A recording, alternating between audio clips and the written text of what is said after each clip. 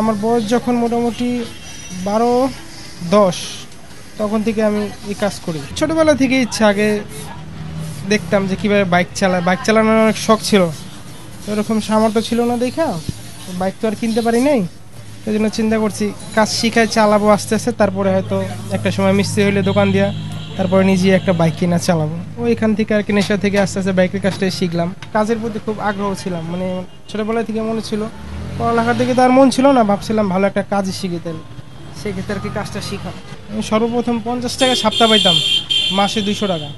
তারপরে এখান থেকে কাজ করতে করতে সর্বোচ্চ আমার এখান থেকে, যেখানে কাজ শিখে অর্ধেক বেড়ে গেছে, সেখান থেকে আমার 3000 টাকা মাসিক বেতন আইছিল, 3000।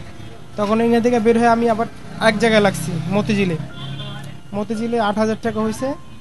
তারপরে আবার আরেক জায়গায় লাগছি, সেখানে হয়েছে আমার 12,000। তারপরে নিজেই আমি আস্তে আস্তে একজনের সাথে পার্টনারশিপে গেলাম। তারপর থেকে ওখান থেকে করতে করতে একটা দোকান পরে সেক্ষেত্রে আমি নিজেই এখন একাই আর কি দিছি। এখন আমি একটা ইঞ্জিল বানতেছি।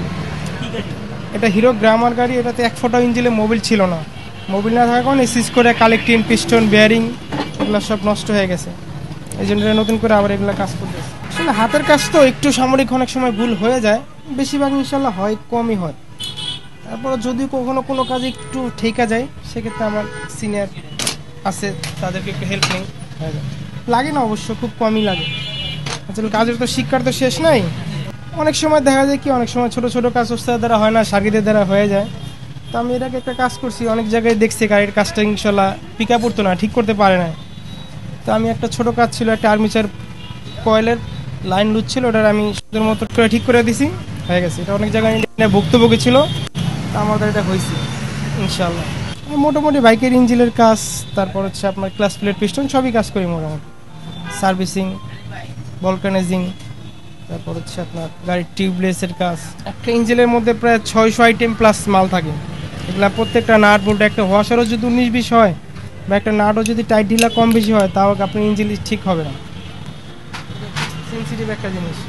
আমি যদি এখন এই লকটা না লাগাই, আপনার প্রিমিয়াম করবো না, গাড়ি ইঞ্জিনে মোবিল উঠবো না।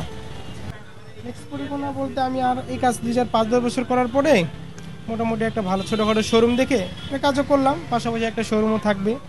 তো পুরোনো গাড়িও বেচা কিনা করলাম, কাজও করলাম, এই আর কি। হ্যাঁ, এটা আমি কখনোই করি না। এটা আমার ছোটোবেলা থেকে আমার মিথ্যা 10 নম্বর টিটা দাও এগুলো বলার অভ্যাস নাই। মানে আমি সৎ পথে অল্পতেই খাইতে, আল্লাহ তাআলা আমার ওটাতেই বরকত দিয়ে দেয়।